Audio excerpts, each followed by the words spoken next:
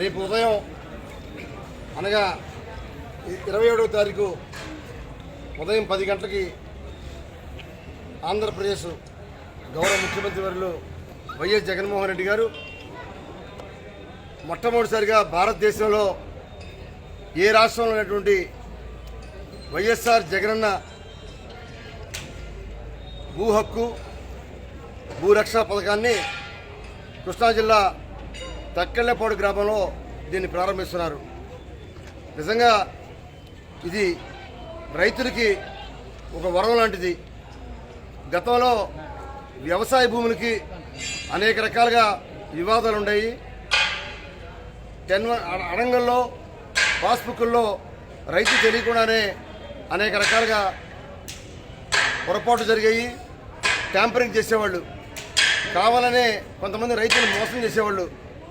అటువంటి మోసాలకి అన్యాయాలకి గురి కాకుండా రైతులకి న్యాయం చేయడం కోసం ఈ సమగ్ర భూ సర్వే విధానాన్ని పెట్టి చెక్ పెట్టారు.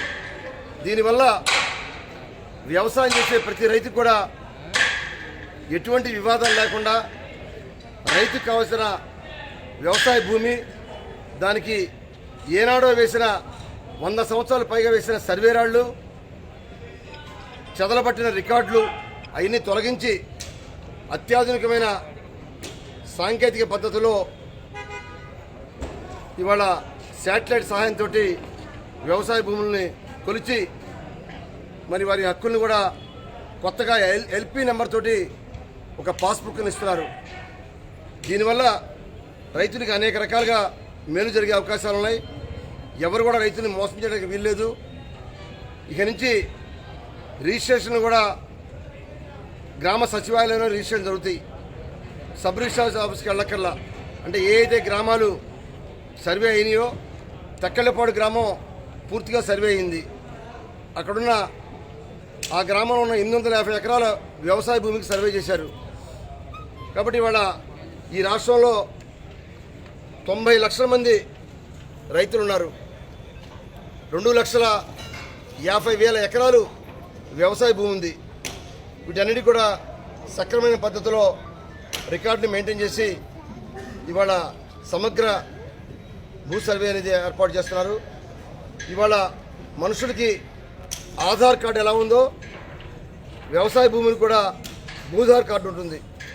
ఈ భూధార్ కార్డు తీసుకొని బ్యాంకుకి వెళ్ళినా ఏ ఆఫీస్కి వెళ్ళినా సరే ఆ భూధార్ కార్డులో రైతు యొక్క సమాచారం మొత్తం ఉంటుంది. రైతు లింక్ దస్తావేజులు కానీ క్రయ విక్రయాల్లో కానీ ఎటువంటి ఇబ్బంది లేకుండా స్వచ్ఛంగా చేసుకోవచ్చు. ఇది ఇతర దేశాల్లో, అమెరికాలో, అలానే ఆస్ట్రేలియాలో, మలేషియాలో, ఇతర దేశాల్లో కూడా పూర్తిగా విజయవంతమైంది.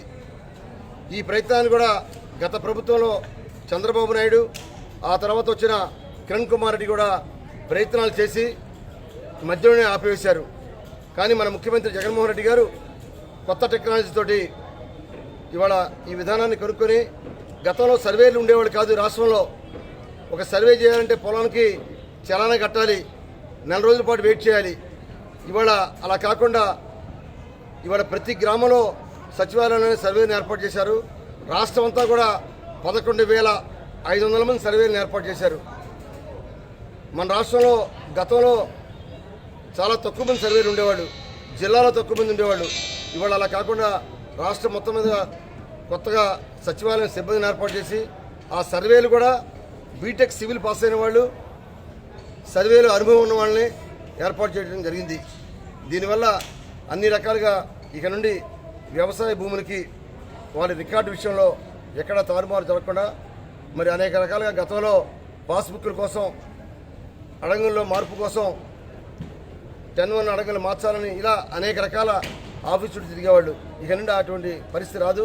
ఈ రాష్ట్రంలో ఇది మొత్తం రాష్ట్రం అంతా కూడా రాబోయే 2022 డిసెంబర్ కల్లా ఈ కార్యక్రమం పూర్తిగా విజయవంతంగా పూర్తి చేస్తామని చెప్పి తెలియజేస్తున్నాం.